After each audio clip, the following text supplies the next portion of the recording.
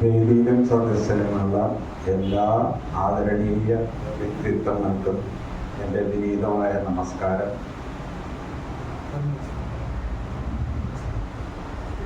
ഇവിടെ അവർണ്ണ മികച്ച പ്രാസംഗികൻ എന്നൊക്കെ പറഞ്ഞ് വിശേഷിപ്പിച്ചു. ഞാൻ പ്രാസംഗികനല്ല മികച്ചതാണെന്നുള്ളതിനെ കുറിച്ച് എനിക്ക് വളരെ ശങ്കയുണ്ട്.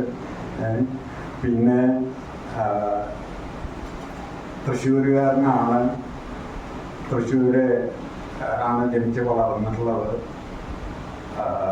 നാട്ടിൻപുറത്താണ്, രാമനിവാട്ട് പറഞ്ഞ പോലെ ടൗണിലൊന്നല്ലാതെ നാട്ടിൻപുറങ്ങളുടെ സ്പന്ദനങ്ങളും ജീവിതങ്ങളും ഒക്കെ കുറച്ചൊക്കെ നേരിട്ട് കാണാനും നിരീക്ഷിക്കാനും ഉള്ള താല്പര്യവും അഭിരുചിയും അവസരവും കുറച്ചുണ്ടായിട്ടുണ്ട്. കുറച്ചെന്ന് പറയാൻ കാരണം ഞാൻ ഏതാണ്ട് ഒരു ആയുസിൻ്റെ 2/3 കേരളത്തിന് പുറത്താണ് ഉണ്ടായിട്ടുള്ളത്. ഏതാണ്ട് 44 വർഷത്തോളം കേരളത്തിന് പുറത്ത് ചെലവഴിച്ചിട്ടുള്ള ഒരാളാണ്. അപ്പോ ഒരുപക്ഷെ എനിക്ക് തോന്നുന്നത് നമ്മുടെ നാടിൻ്റെ എന്തൊക്കെയാണ് സുഹൃതങ്ങൾ അല്ലെങ്കിൽ വിലപ്പെട്ടത് എന്താണ് എന്നുള്ളത് നമുക്ക് മനസ്സിലാക്കണമെങ്കിൽ കുറച്ച് വിട്ടു നിന്നാൽ കൂടുതൽ കഴിയുമെന്ന് എനിക്ക് തോന്നുന്നുണ്ട്.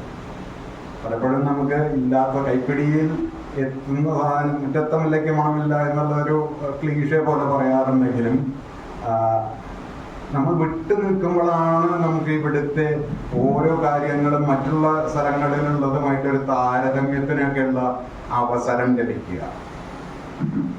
അപ്പോൾ ഇതിൻ്റെ മൂല്യം എന്താണ്, ഇതിൻ്റെ എന്താണ് മാഹാത്മ്യം, ഇത് എന്തുകൊണ്ട് നമ്മൾ സംരക്ഷിക്കണം എന്നുള്ളതിൻ്റെയൊക്കെ ആവശ്യകത നമ്മളെ കൂടുതലായിട്ടത് ഓർമ്മപ്പെടുത്തിക്കൊണ്ടിരിക്കും, നമ്മളെ ബോധ്യപ്പെടുത്തിക്കൊണ്ടിരിക്കും. അപ്പോൾ എൻ്റെ പ്രവാസ ജീവിതം കഴിഞ്ഞ് ഞാൻ ഏതാണ്ട് 2020 തിരിച്ച് നാട്ടിൽ വന്ന്. അപ്പോൾ വടക്കാഞ്ചേരിക്കടുത്തുള്ള ചിറ്റുണ്ടയിലാണ് ഞാൻ സ്ഥിരതാമസമാക്കിയിട്ടുള്ളത്. ഇങ്ങനെ തൃശ്ശൂർ ലിറ്റററി ഫോറവും സാഹിത്യവുമായിട്ട് ബന്ധപ്പെടാൻ ഇടയായി. ഇതിനു മുമ്പും ഇവിടെ വന്ന് ഇവിടുത്തെ പ്രവർത്തനങ്ങളെക്കുറിച്ചും ഇവരുടെ പരിപാടികളെക്കുറിച്ചും എല്ലാം കഴിയുന്ന രീതിയിൽ ഞാൻ അവസരങ്ങളിൽ രാമനിയോട് പറഞ്ഞ പോലെ എല്ലാ തവണയും കാണുമ്പോൾ വിചാരിക്കും എന്തായാലും വരണമെന്നാണ്, ഇത് കാണേണ്ടതാണല്ലോ എന്ന് തോന്നുമെങ്കിലും മറ്റുള്ള കൃത്യാന്തര ഭാഗ്യം നിമിത്തം പലപ്പോഴും അത് കഴിയാറില്ല. മനസ്സുകൊണ്ട് ഇതിലുണ്ട്. ഇപ്പോൾ പക്ഷേ വേറൊരു ഗുണം കൂടിയുണ്ട്, ഇപ്പം എല്ലാം യൂട്യൂബിൽ അപ്ലോഡ് ചെയ്യുന്നുണ്ട്. അപ്പോൾ അതുകൊണ്ട് നമ്മൾ നേരിട്ട് വന്നിട്ടില്ലെങ്കിലും പലപ്പോഴായിട്ട് അത് കാണാൻ ശ്രദ്ധ വയ്ക്കാറുണ്ട്. ആ രീതിയിൽ അതിനെ ഞാനിവിടെ സജീവമായിട്ട് ലൈവായിട്ട് ഇവിടെ ഉണ്ടായിട്ടില്ലെങ്കിലും പിന്നീട് അത് കാണാനുള്ള ഒരു സന്ദർഭം ഉണ്ടാവാറുണ്ട്.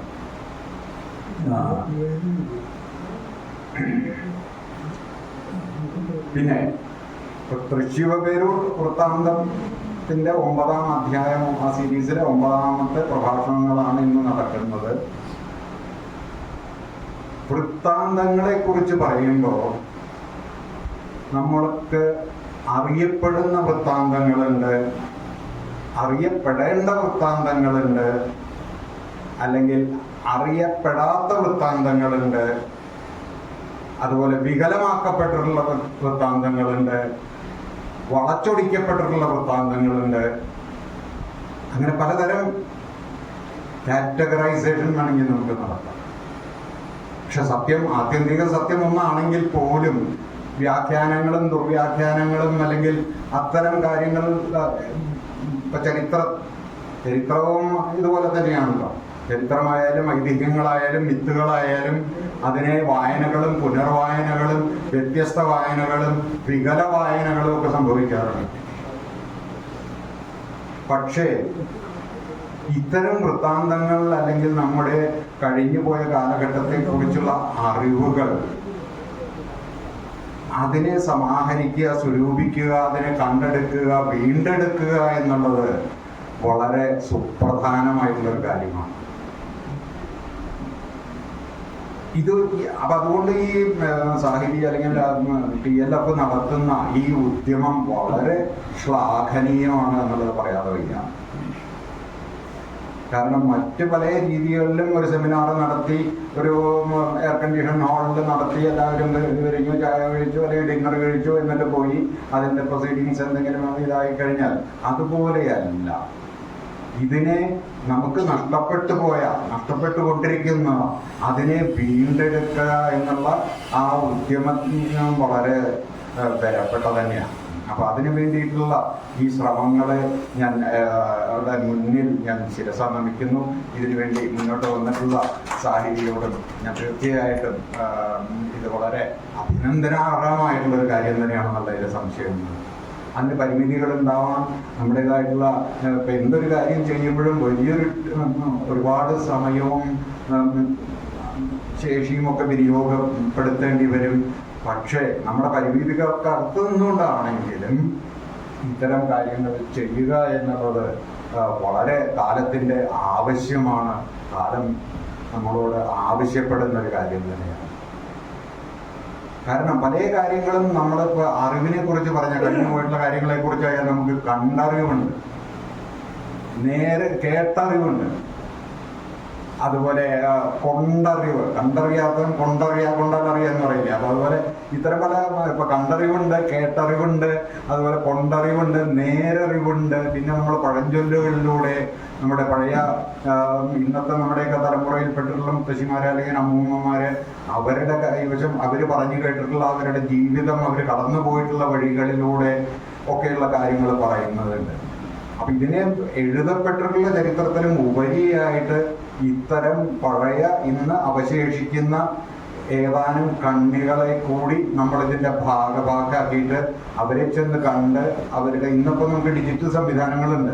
അവർ പറയുന്ന കാര്യങ്ങൾ ഓഡിയോ നമുക്ക് റെക്കോർഡ് ചെയ്തെടുക്കാം, അല്ലെങ്കിൽ വീഡിയോ ഇല്ലെങ്കിൽ തന്നെ ഓഡിയോ ആയാലും മതി. അതിനെ എടുത്തുകൊണ്ട് നമുക്ക് സംരക്ഷിക്കുക എന്നത് വളരെ വൈകിയായിട്ടാണെങ്കിലും ഇനിയും നമുക്ക് നഷ്ടപ്പെട്ടു പോകാൻ സാധ്യതയുള്ള പലതും നമുക്ക് വീണ്ടെടുക്കാൻ കഴിയും. ഇപ്പൊ തന്നെ നോക്കിക്കഴിഞ്ഞാൽ നമ്മുടെ പല അറിവുകളും നമുക്ക് നഷ്ടപ്പെട്ടു കഴിഞ്ഞു, നാട്ടറിവുകൾ. ഇപ്പോൾ ഉദാഹരണത്തിന് ഇപ്പോൾ കൃഷി മേഖലയിൽ പ്രയോഗിക്കപ്പെടുന്ന ഒരുപാട് ഉപകരണങ്ങളുണ്ട്, അല്ലെങ്കിൽ വാക്കുകളുണ്ട്. അതെല്ലാം നമ്മുടെ അപ്രത്യക്ഷമായിക്കൊണ്ടിരിക്കുന്നുണ്ട്. കാരണം അതിൻ്റെ കൃഷി സമ്പ്രദായങ്ങൾ മാറി, രീതികൾ മാറി. ഇന്നിപ്പോൾ ഇപ്പൊ ഞാറ് നടുമ്പോൾ പാട്ട്, കൊയ്ത്ത് പാട്ട് എന്ന് പറഞ്ഞാൽ പലപ്പോഴും ബംഗാളിയിലാവും പാടുന്നുണ്ടാവും. ബംഗാളി പാട്ട് മോശമെന്നല്ല, അതിനെയും അതിൻ്റെ ഗ്രാമീണത അല്ലെങ്കിൽ അതിന് അതിൻ്റെതായിട്ടുള്ള വശ്യതയുണ്ട്. പക്ഷെ നമ്മുടെയൊക്കെ കുട്ടിക്കാലത്ത് കേട്ടിരുന്ന അത്തരം പാട്ടുകൾ, കൊയ്ത്ത് പാട്ടുകൾ അല്ലെങ്കിൽ ഇങ്ങനെ നടുന്ന സമയത്തുള്ള പാട്ടുകളൊക്കെ പലതും പോയി കഴിഞ്ഞു. അപ്പൊ അത്തരം കാര്യങ്ങളുടെ ഒക്കെ വീണ്ടെടുപ്പ് എന്ന് പറഞ്ഞാൽ അതിനുള്ള ഒരു ഉദ്യമം തന്നെയാണ് ഈ നടക്കുന്നത്. കാരണം ഇത്തരം ചെറിയ ചെറിയ വൃത്താന്തങ്ങളിലൂടെ അല്ലെങ്കിൽ ഐതിഹ്യങ്ങളിലൂടെ അല്ലെങ്കിൽ മിത്തുകളിലൂടെ ആണ് ഒരു പ്രദേശത്തിൻ്റെ, ഒരു ജനതയുടെ, ഒരു കാലഘട്ടത്തിൻ്റെ ജീവിതം എന്തായിരുന്നു, അന്നത്തെ സാംസ്കാരിക പരിസരം എന്തായിരുന്നു, അല്ലെങ്കിൽ അന്നത്തെ ആളുകൾ ജീവിച്ചിരുന്ന രീതികൾ, സമ്പ്രദായങ്ങൾ, വേഷഭൂഷകൾ, ഭക്ഷണം, അങ്ങനെയുള്ള പല കാര്യങ്ങളെക്കുറിച്ചും നമുക്ക് ഉള്ള ഒരു ജ്ഞാനം അല്ലെങ്കിൽ ഒരു അറിവ് നമുക്ക് ലഭിക്കുന്ന ഇത്തരം പ്രവൃത്തികളിലൂടെയായിരിക്കും. അതേസമയം ഇപ്പം ഈ പഴയകാലത്തെ വൃത്താന്തങ്ങളെ കുറിച്ചൊക്കെ പറയുകയാണെങ്കിൽ അത് പലപ്പോഴും ഒരു വ്യക്തിയെക്കുറിച്ചോ ഒരു സംഭവത്തെക്കുറിച്ചോ അല്ലെങ്കിൽ ഒരു എന്താ പറയുക, ഒരു പ്രദേശത്തെ എന്തെങ്കിലും ഭരണാധികാരികളെ കുറിച്ചാണെങ്കിൽ അതിൽ വളരെ അതിശയോക്തി കലർന്നിട്ടുണ്ടാവും. പലപ്പോഴും മുഖസ്തുതി പാടുന്ന കാര്യങ്ങളായിരിക്കാം. അപ്പൊ അതിനെ അതേപടി നമുക്ക് വിഴുങ്ങേണ്ട കാര്യമുണ്ടെന്ന് തോന്നുന്നില്ല. അതിലിങ്ങനെ ഒരു എക്സാജറേഷന്റെ, അതിശയോക്തിയുടെ ഒരു എലമെന്റ് ഉണ്ടായിരിക്കും അതിൽ. അപ്പൊ അത് നിലനിൽക്കെ തന്നെ ഒരു കാലഘട്ടത്തിൽ അതിനെ അന്നത്തെ കാലത്തുണ്ടായിരുന്ന സമ്പ്രദായങ്ങളെ നമ്മളിലേക്ക് പകർന്നു തരാൻ, അല്ലെങ്കിൽ അന്ന് അവർക്ക് സ്തുതി പാടിക്കൊണ്ടായാലും ഇപ്പോൾ പാണന്മാരുണ്ട്, രാജാക്കന്മാരുടെ സ്തുതിവചനങ്ങൾ നാട് നീളെ പാടി നടക്കുന്ന പാണന്മാരുണ്ടായിരുന്നു. അവരെയൊക്കെ ഇതിൻ്റെ ഒരു എന്താ പറയണ്ടേ, അതിന്റെ ടോർച്ച് ബെയറേഴ്സ് എന്ന് വേണമെങ്കിൽ പറയാം. അത്തരം ഒരു റോള് കൈകാര്യം ചെയ്തിട്ടുള്ള ആൾക്കാരാണ് അവർ.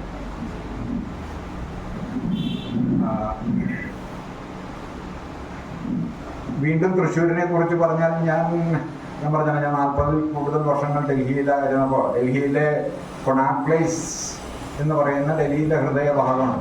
മോഹൻദാസ് സാറിനൊക്കെ അറിയാമല്ലോ. നമ്മളവിടെ കിടന്ന് തെക്കോടൊക്കെ ധാരാളം നടന്നിട്ടുള്ളതാണ്. അപ്പം ഞാൻ ഡൽഹിയിലെ കൊണാട്ട് പ്ലേസ് അതിങ്ങനെ വൃത്തത്തിലാണ് പ്രിൻസ് ആർത്തർ വിഭാവനം ചെയ്തിട്ടുള്ളതാണ്. അതിങ്ങനെ ഒരു വട്ടത്തിൽ തന്നെയാണ്, നമ്മുടെ ഏതാണ്ട് സ്വരാജ് റൗണ്ട് പോലെ തന്നെ. ആ നടുക്കില് സമുച്ചയങ്ങളാണ്, വ്യാപാര സമുച്ചയങ്ങളാണ്. പക്ഷെ ഡൽഹിയിലെ ഈ കൊണാട്ട് പ്ലേസിന്റെ ഒരു പ്രത്യേകത, ഒന്ന് ഇന്നർ സർക്കിൾ ഉണ്ട് ആദ്യം, അതിന്റെ പുറത്തൊരു ഔട്ടർ സർക്കിൾ ഉണ്ട്. നമുക്ക് ഇവിടെ ഇന്നർ സർക്കിളിൽ വടക്കനാഥനാണ് എന്നുള്ളൊരു അല്ലെങ്കിൽ അതിന്റെ മതിൽക്കെട്ടുകളാണെങ്കിൽ അവിടെ അത് അല്ലായിരുന്നു. അപ്പോൾ ഞാൻ ഡൽഹിയിൽ കൊണാട്ട് പ്ലേസിൽ കിടക്കുമ്പോൾ എനിക്ക് സ്വരാജ് റൗണ്ട് ഓർമ്മ വരും. ഞാൻ ഇവിടെ സ്വരാജ് റൗണ്ടിൽ കിടക്കുമ്പോൾ എനിക്ക് കൊണാട്ട് പ്ലേസും ഓർമ്മ വരും. കാരണം രണ്ടും എൻ്റെ മനസ്സിൽ വളരെയധികം അടുത്ത് നിന്ന് എന്നിൽ ഉറഞ്ഞിട്ടുള്ള, ഞാൻ ജീവിച്ചിട്ടുള്ള, ഞാൻ കണ്ടിട്ടുള്ള, അവിടുത്തെ സ്പന്ദനങ്ങൾ മുഴുവൻ ഞാൻ ഏറ്റുവാങ്ങിയിട്ടുള്ള ഒരു വ്യക്തിയായതുകൊണ്ട് ഈ രണ്ട് സ്ഥലങ്ങളും എൻ്റെ മനസ്സിലിങ്ങനെ ഒരേപോലെ, എനിക്കപ്പോൾ രണ്ടും മിസ് ചെയ്യുന്നില്ല. ഞാൻ ഡൽഹിയിലെ കൊണാട്ട് പ്ലേസിലുള്ളപ്പോൾ എനിക്ക് സ്വരാജ് റൗണ്ട് മിസ് ചെയ്യാറില്ല. ഇവിടെ തൃശ്ശൂർ സ്വരാജ് റൗണ്ടിലുള്ളപ്പോൾ എനിക്ക് കൊണാട്ട് പ്ലേസ് മിസ് ചെയ്യുന്നില്ല.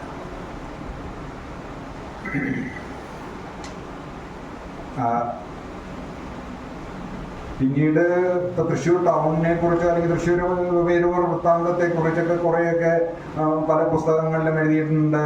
അഞ്ചു വിളക്കിനെ കുറിച്ച് CS കൃഷ്ണൻ സാറിന്റെ ഒരു പുസ്തകം ഉണ്ടായിരുന്നു.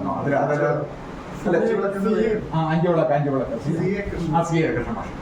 അപ്പൊ അതുപോലെ പുത്തേഴത്ത് രാമനോന്റെ പുസ്തകങ്ങളുണ്ട്. അപ്പൊ ധാരാളം എഴുതപ്പെട്ടിട്ടുള്ള ചരിത്രങ്ങളിൽ പല കാര്യങ്ങളും വിവരിക്കുന്ന പുസ്തകങ്ങളുണ്ട്. അതൊക്കെ നമ്മൾ മിക്കവരും വായിച്ചിട്ടുണ്ട് എന്നുള്ളതുകൊണ്ട് അതിലൊന്നും പറയുന്ന കാര്യങ്ങളെ കുറിച്ച് നമുക്ക് പരാമർശിക്കേണ്ട ആവശ്യമില്ല വീണ്ടും. പക്ഷെ അന്ന് പറയുന്ന പല കാര്യങ്ങളെ കുറിച്ചും ഇന്നത്തെ ഒരു കാര്യങ്ങളായിട്ടൊന്ന് താരതമ്യ പഠനം നടത്തണം. ഒരു കാലത്ത് പറയും ഏറ്റവും പ്രഗത്ഭമായിട്ടുള്ള ഡ്രെയിനേജ് സമ്പ്രദായം ഉണ്ടായിരുന്ന ഒരു പട്ടണമായിരുന്നു തൃശ്ശൂര്, പ്രദേശമായിരുന്നു തൃശ്ശൂർ.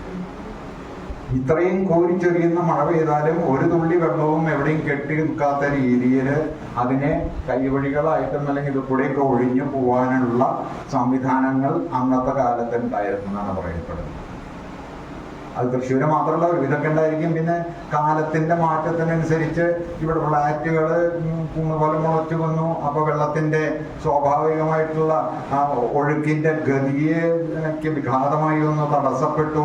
ഇതൊക്കെ എല്ലാ സ്ഥലങ്ങളിലും നടക്കുന്നതാണെങ്കിലും നഗരവൽക്കരണത്തിന്റെ അല്ലെങ്കിൽ ആസൂത്രണത്തിന്റെ കാര്യങ്ങളെ കുറിച്ച് പറയുന്നവർ ഇത്തരം പഴയ കാലങ്ങളിൽ എന്തു ചെയ്തിരുന്നു, അവരുടെ ദീർഘവീക്ഷണം ഉണ്ടായിരുന്നു. അത്തരം ദീർഘവീക്ഷണം ഇന്നത്തെ ടൗൺ പ്ലാനേഴ്സ് മുഴുവൻ കാണിക്കുന്നുണ്ടോ എന്നുള്ള കാര്യത്തിൽ സംശയം ഉണ്ടായിരിക്കും. സംശയമില്ല, ഇത് കാണിക്കാറില്ല. കാരണം താൽക്കാലികമായിട്ട് ഒരു ഫ്ലാറ്റ് സമുച്ചയം പണിയുകയാണെങ്കിൽ അതിന് വേണ്ട കാര്യങ്ങളേ ഉള്ളൂ. അതിന് പുറത്തേക്കുള്ള കാര്യങ്ങൾ, ചുറ്റുവട്ടത്തുള്ള കാര്യങ്ങളെ കുറിച്ച് നമ്മൾ ബേജാറാവുന്നില്ല. അത് വേണമെങ്കിൽ വാസ്തു കോംപ്ലൈന്റ് ആണ്, വാസ്തു ഇതാണ് എന്നുള്ളത് ഒരു ഉടായ്പ പോലെ എഴുതി കാണിക്കും. അതിൽ കവിഞ്ഞു. പക്ഷെ പ്രാവർത്തികമായിട്ട് അതിൽ താമസിക്കുന്നവരുടെയും ചുറ്റുവട്ടത്തുള്ളവരുടെയും ദൈനംദിന ജീവിതത്തെ എങ്ങനെയാണ് ഇത്തരം കാര്യങ്ങളിൽ ദീർഘവീക്ഷണമില്ലായ്മ കൊണ്ട് പ്രതികൂലമായിട്ട് ബാധിക്കുക എന്നുള്ളതിനെ കുറിച്ച് ആലോചിക്കുന്നില്ല എന്നുള്ളത് ദുഃഖസത്യമാണ്. അതിൻ്റെ കാര്യങ്ങൾ കോർപ്പറേഷനോ അല്ലെങ്കിൽ ബന്ധപ്പെട്ട അധികാരികൾ ഇനിയും കർശനമായിട്ട് ഇടപെടലുകൾ നടത്തിയിട്ടില്ലെങ്കിൽ നമുക്ക് ജീവിതം ദുസ്സഹമായിരിക്കും. ഇപ്പോ യഥാർത്ഥത്തിൽ ലോകത്തിലെ തന്നെ അല്ലെങ്കിൽ ഇന്ത്യയിലെ ഏറ്റവും പൊല്യൂഷൻ കുറവുള്ള പട്ടണങ്ങളുടെ ഒന്നാണ് തൃശ്ശൂർ എന്ന് വായിച്ചു. കാരണം അവിടെ സസ്പെൻഡഡ് പാർട്ടിക്കിൾസ് എനിക്ക് തോന്നുന്നത് 25 അടുപ്പിച്ചൊക്കെയുള്ളൂ. ഡെങ്കിയൊക്കെ എന്ന് പറഞ്ഞാൽ ഇപ്പം മനുഷ്യന് ജീവിക്കാൻ പറ്റാത്ത രീതിയിൽ 500-ന് മുകളിലാണ് ഈ സസ്പെൻഡഡ് പാർട്ടിക്കിൾസ്. അവിടെ ഡൽഹിയിൽ ഇപ്പോൾ ഓക്സിജൻ പാർലറുകൾ തുറന്നിട്ടുണ്ട്. കാരണം നമുക്ക് പോയിട്ട് പഴയകാലത്ത് STD ബൂത്തുകൾ പോലെ ശുദ്ധമായി ശ്വസിക്കാനായിട്ട് അരമണിക്കൂറിന് 200 രൂപ അല്ലെങ്കിൽ 100. ആ ഓക്സിജൻ പാർലറിൽ പോയിട്ട് നമ്മൾ മാസ്ക് വെച്ച് ജീവിക്കണം. പുറത്തിറങ്ങിക്കഴിഞ്ഞാൽ ആ ഡൽഹിയിൽ നിന്ന് ഒന്ന് പുറത്ത് പോയിട്ട് ഇപ്പോൾ തൊട്ടടുത്തുള്ള ഹരിദ്വാർ ഋഷികേശൊക്കെ പോയിട്ട് പിന്നെ ഡൽഹിയിൽ വന്നിറങ്ങുമ്പോൾ നമ്മുടെ കണ്ണുകൾ നീറും. നമുക്ക് സഹിക്കില്ല. അവിടെ ജീവിക്കുമ്പോൾ എങ്ങനെ വെച്ചാൽ അതായിട്ട് നമ്മൾ യൂസ്ഡ് പോകും. അപ്പൊ നമ്മളത് പ്രതികൂലമായിട്ട് ബാധിക്കില്ല. അപ്പൊ ഇത്തരം ഇവിടെ മാലിന്യങ്ങളില്ലാത്ത ഒരു പട്ടണമാണ് നമ്മുടെ തൃശ്ശൂർ എന്നുള്ളത് വളരെ അഭിനന്ദനാർഹമാണെങ്കിലും ഈ നിലയെ നിലനിർത്താനുള്ള ശ്രമങ്ങൾ ഇന്ന് തന്നെ വേണം. ഇപ്പോൾ ഇനിയും വൈകി കഴിഞ്ഞാൽ അത് ഈ കയ്യിൽ നിന്ന് വിട്ടുപോകും. അത് പോയി കഴിഞ്ഞിട്ട് പിന്നെ പറഞ്ഞിട്ട് കാര്യമില്ല. അപ്പൊ ഇതിനെക്കുറിച്ചുള്ള അവബോധം ഉണ്ടാവേണ്ടവരിൽ ഉണ്ടാവണം. അധികാരികളിൽ മാത്രമല്ല, നമ്മൾ ഓരോ വ്യക്തി എന്നുള്ള നിലയ്ക്ക് നമ്മുടെ ചുറ്റുമുള്ള പരിസരത്ത് നമ്മുടെ ഇടപെടലുകളിലും ഇതിനെക്കുറിച്ചുള്ള അവബോധം പ്രകടിപ്പിക്കണം എന്ന് എനിക്ക് തോന്നുന്നു. ഇത് ഇപ്പൊ ഇവിടെ പറയുന്ന വിഷയമായിട്ട് നേരിട്ട് ബന്ധപ്പെട്ടതാണെന്ന് അറിയില്ല. ഞാൻ ഡൈഗ്രസ് ചെയ്ത് പോകുന്നുണ്ടോ എന്ന് എനിക്കറിയില്ല. എന്തായാലും ആനുഷികമായിട്ട് ഞാൻ ചില കാര്യങ്ങൾ സൂചിപ്പിച്ചു വരുന്നുണ്ട്.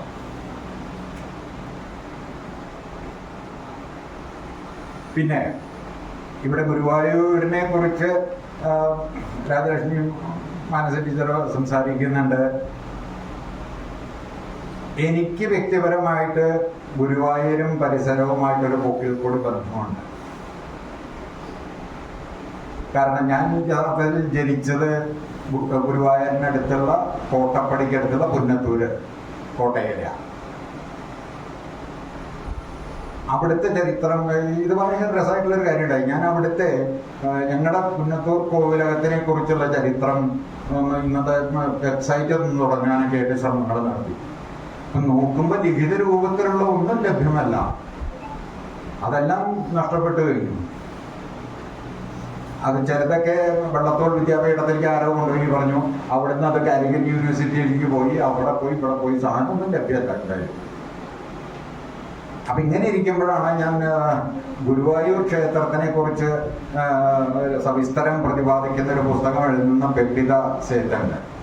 അപ്പൊ പുന്നത്തൂർ കോവിലകവും ഗുരുവായൂരും തമ്മിലുള്ള ബന്ധം, കണക്ഷൻസ് പഴയ കാലത്ത് എന്തായിരുന്നു, അല്ലെങ്കിൽ അതിനെക്കുറിച്ച് എന്തെങ്കിലും അറിയുമെന്ന് വെച്ചാൽ പെപ്പിതയെ ഞാൻ മുമ്പ് തന്നെ പരിചയമുണ്ട്. അപ്പൊ അവരുടെ അടുത്ത് സമീപിക്കുകയാണ്. അതായത് ഇംഗ്ലണ്ടിലെ സഫോൾക്ക് എന്ന് പറയുന്ന കൗണ്ടി എന്ന് പറഞ്ഞ ഡിസ്ട്രിക്റ്റുകളാണ്. അവിടെ ജനിച്ചു വളർന്നിട്ട് വന്ന് കേരളത്തിലേക്ക് വന്ന് മലയാളികളെക്കാൾ കൂടുതൽ മലയാളിത്വം സ്വാംശീകരിച്ചിട്ടുള്ള ഒരു വ്യക്തിയെയാണ് ഞാൻ എൻ്റെ കുടുംബത്തിൻ്റെ ചരിത്രം എന്തെങ്കിലും അറിയോ എന്ന് ചോദിക്കാനായിട്ട് ഞാൻ സമീപിക്കുന്നത്. അപ്പൊ അതിലൊന്ന് വൈരുദ്ധ്യം ആലോചിച്ചുകൊള്ളാൽ നമ്മുടെ ജാഗ്രത എത്ര കണ്ടുണ്ട്. നമ്മുടെ കാര്യങ്ങൾ, നമ്മുടെ അവിടുത്തെ കാര്യങ്ങൾ സംരക്ഷിച്ച് വെക്കേണ്ടത്. അതേസമയം അവർ പുസ്തകം എഴുതുന്നതിൽ മുന്നത്തെ എനിക്കറിയാവുന്ന കാര്യങ്ങൾ ഞാൻ ഇതൊരു ഗിവ് ആൻഡ് ടേക്ക്, ആദാന പ്രദാനം എന്നുള്ളൊരു പ്രക്രിയയിൽ നടന്നിട്ടുണ്ട്. എന്നിട്ട് എനിക്ക് ഗുരുവായൂർ ക്ഷേത്രമായിട്ട് ബന്ധപ്പെട്ടിട്ടുള്ള പുന്നത്തൂർ കോവിലകത്തിനുണ്ടായിരുന്ന പല വിലപ്പെട്ട അറിവുകളും അവരിൽ നിന്ന് എനിക്ക് ലഭ്യമായി. അപ്പൊ ഈ പുന്നത്തൂർ കോവിലകത്തെ കുറിച്ച് പറഞ്ഞാൽ ആ പ്രദേശത്ത് അതായത് ഗുരുവായൂരിന്റെ കോട്ടപ്പടി, ചാവക്കാട് അങ്ങനെയുള്ള ആ പ്രദേശത്തെ പ്രബലമായിട്ടുള്ള ഒരു നാട്ട് രാജ കുടുംബമാണ്. അത് തലപ്പള്ളി രാജവംശത്തിലെ 6 കുടുംബങ്ങളുണ്ട്. ഇതിനെക്കുറിച്ച് എനിക്ക് അജിത് രാജായിട്ട് മുമ്പ് സംസാരിച്ചിട്ടുണ്ടെന്ന് എനിക്ക് അറിയില്ല. ഉണ്ടല്ലേ?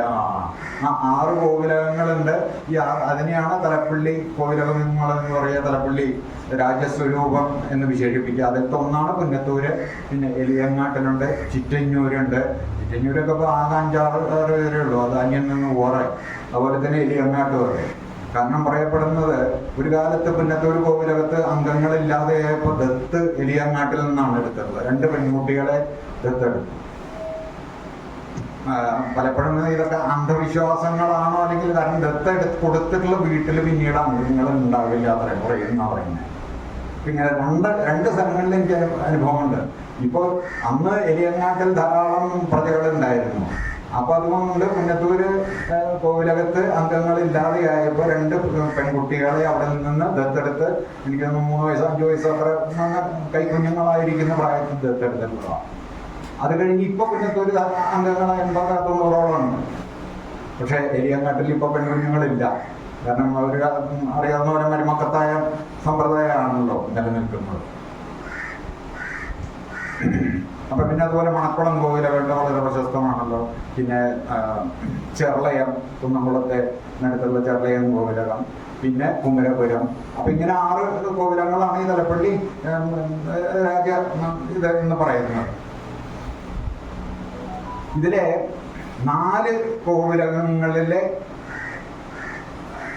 മൂത്ത വ്യക്തിയെ കക്കാട് കാരണവപ്പാടായിട്ട് അവരോധി.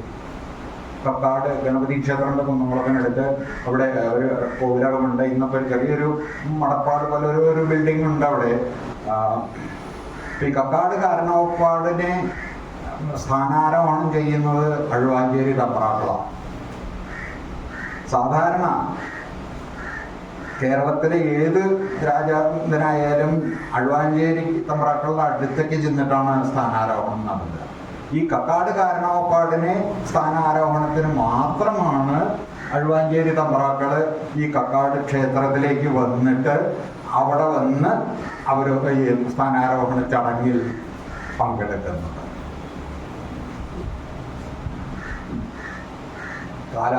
കാലക്രമേണ തമ്പ്രാക്കൾ എന്നുള്ളത് ഒക്കെ ഒരു ഫിഗർ ഹെഡായിട്ട് ലുപ്തമായിക്കൊണ്ടിരിക്കുന്നുണ്ട്. അതിനുള്ള ആ വ്യക്തികൾക്ക് ആ ടൈറ്റിലിന്റെ മഹത്വത്തിന് അനുസരിച്ച് ഉള്ള അല്ലെങ്കിൽ അത്തരം ഒരു ജീവിത രീതിയെ സ്വായത്തമാക്കാനുള്ള പ്രാഗൽഭ്യമുണ്ടോ എന്ന് ചോദിച്ചാൽ അതൊന്നും അറിയില്ല. പക്ഷെ എന്തായാലും തമ്പ്രാക്കൾ തന്നെയാണ്. പാക്കനാരുടെ കഥയുണ്ടല്ലോ, ദാനം കൊടുത്തിട്ടുള്ള പശുവിനെ കൊണ്ടുവരുമ്പോ ചത്ത പശുവിന്റെ അവകാശം പാക്കനാര് പറഞ്ഞു എനിക്കാണ് എന്ന് പറഞ്ഞ ആ സ്വർണ്ണ പശുവിനെ കരസ്ഥമാക്കാൻ പാക്കനാര് ഒരു സൂത്രം ചെയ്തപ്പോ തമ്പ്രാക്കൾ അതിന് ജീവൻ കൊടുത്തു എന്നാ പറയുന്നത്. അപ്പൊ ജീവൻ എന്നാ പാക്കനാർക്കില്ല, ചത്ത പശുവിനെയാണ് പാക്കനാർക്ക് അവകാശമുള്ളൂ. അപ്പോ അങ്ങനത്തെ തമ്പ്രാക്കൾ ഉണ്ടായിരുന്നു. മരിച്ചത്ത സ്വർണ്ണ പശുവിനെ ജീവൻ കൊടുക്കാനുള്ള ആ പ്രാഗൽഭ്യമുള്ള തമ്പ്രാക്കന്മാരും ഉണ്ടായിരുന്നു. ഇത് ഞാൻ സാന്ദർഭികമായിട്ട് സൂചിപ്പിച്ചു എന്നല്ലോ. മറ്റൊന്ന്, ഈ പുന്നത്തൂർ കോവിലകവും ഗുരുവായൂർ ക്ഷേത്രവുമായിട്ടുള്ള ബന്ധത്തിനെ കുറിച്ചാണ്. ഇത് രാജലക്ഷ്മി പറയേണ്ട കാര്യങ്ങളാണ്. ഞാൻ എനിക്ക് അതിന്റെ കടന്ന് പറയുകയാണെന്ന് എനിക്ക് അറിയില്ല. അവര് വിശദമായിട്ട് പറയേണ്ടതാണ്. പക്ഷെ എന്റെ പെർസ്പെക്റ്റീവ് എന്ന് പറയുന്നതും ചിലപ്പോൾ വ്യത്യാസം ഉണ്ടാകാതിരിക്കാം. അതുകൊണ്ട് ഈ പുന്നത്തൂർ പിന്നെ പറയും പഴയ കാലത്ത് അയ്യോ ഭയങ്കര രാജകുടുംബത്തിലുള്ളവരാണ്, അത് അവരെയൊക്കെ ഭയങ്കര, പക്ഷെ ജീവിതം ദുസ്സഹമായിരുന്നു. ഞാനൊക്കെ ഇതിൽ അനുഭവിച്ചിട്ടുള്ള വ്യക്തികളാണ്. അതിലൂടെ എൻ്റെ കുട്ടിക്കാലത്ത് കടന്നു വന്നിട്ടുള്ള വലിയ കോലോത്തെ എന്നൊക്കെ പേര് പറയാനേ ഉള്ളൂ. അവിടെ വളരെ ദുർലഭം. ഞാൻ എൻ്റെ അന്നത്തെ സമ്പ്രദായം ഞാൻ വിവരിക്കുകയാണ്. ഞാൻ അതിനെ നിന്ദിക്കുക എന്നുള്ള ഒരു ധ്വനി അങ്ങനെയല്ല ഞാൻ അതിനെ പറയുന്നത്. ആ കാലം നമ്മൾ പറയും കൂട്ടുകുടുംബമായിരുന്നു അന്നൊക്കെ, എന്തായിരുന്നു സുഖം, അണുകുടുംബമായതോടെ എല്ലാം പോയി എന്നൊക്കെ പറയും. പക്ഷെ എനിക്ക് തോന്നുന്നില്ല അതിനെ. കാരണം ഓരോ സമ്പ്രദായത്തിനും അതിൻ്റെതായിട്ടുള്ള ഗുണങ്ങളും ഉണ്ട്, ദോഷങ്ങളും ഉണ്ട്. അണുകുടുംബമായാൽ പരസ്പരമുള്ള ഈ കൊടുക്കൽ വാങ്ങലുകൾ അല്ലെങ്കിൽ കുറച്ചുകൂടി സ്വാർത്ഥമായിട്ടുള്ള ഒരു ജീവിത ശൈലിയിലേക്ക് ചുരുങ്ങാനുള്ള സാധ്യതയുണ്ടെങ്കിൽ കൂടി വേണ്ട പോലെ ശ്രദ്ധയൊക്കെ കിട്ടുന്നത് അണുകുടുംബത്തിലാണ്. ഒരു വലിയ കൂട്ടുകുടുംബത്തില് ഏതാണ്ട് 70ഓളം പേര് പുന്നത്തൂർ കോവിലകത്ത് ഇങ്ങനെ അവിടുത്തെ കോട്ടയ്ക്കകത്ത് പോയിട്ടുണ്ടെങ്കിൽ അറിയാം, വലിയ 4 ഇറയുണ്ട് ഇങ്ങനെ ഇവരായിട്ട്. അപ്പൊ അതിന് ചുറ്റും ഇരുന്നിട്ടാണ് 10-60 പേര് ഇരുന്ന് ഭക്ഷണം കഴിച്ചിരുന്നു ഒരുമിച്ച്. അതിൽ പക്ഷഭേദമൊന്നുമില്ല. എല്ലാവർക്കും ഒരു ശ്രോന്നുള്ളൊരു വെള്ളം ഉണ്ടാവും, ഒരു കറി ഉണ്ടാവും, ഒരു ഉപ്പേരി ഉണ്ടാവും. അല്ലെങ്കിൽ ഒട്ടും സുഖരൂപതയൊന്നും കണ്ടിട്ടില്ല. സാധാരണ നമ്മളൊക്കെ സീരിയലുകളിലോ സിനിമകളിലോ അല്ലെങ്കിൽ വായിച്ചിട്ടുള്ളത് എങ്ങനെയാന്ന് വെച്ചാൽ സ്വർണ്ണത്തളികയിൽ മൃഷ്ടാന്ന ഭോജനം കഴിക്കുന്ന രാജാക്കന്മാരെ കുറിച്ചുള്ള കഥകളല്ലേ. ഇതൊന്നും ഉണ്ടായിട്ടില്ല. എന്നാൽ അന്ന് ആ കാലഘട്ടത്തിൽ ഈ ഭൂനിയമം വരുന്നതിന്റെ മുൻപുള്ളൊരു ഏതാണ്ട് കാലഘട്ടത്തെ കുറിച്ചാണ് ഞാൻ പറയുന്നത്. എന്നിട്ട് പോലും ഉണ്ടായിരുന്നില്ല. അതുപോലെ ഈ അധികാരം കയ്യിലുള്ളവരുടെ പെരുമാറ്റം അല്ലെങ്കിൽ സ്വഭാവം, അതിൻ്റെ സാമ്യം എല്ലാ കാലഘട്ടത്തിലും ഇതുപോലെയാണ്. അധികാരം കയ്യിലുണ്ടെങ്കിൽ അതിനെ വ്യത്യസ്തമായിട്ട് കാണണം.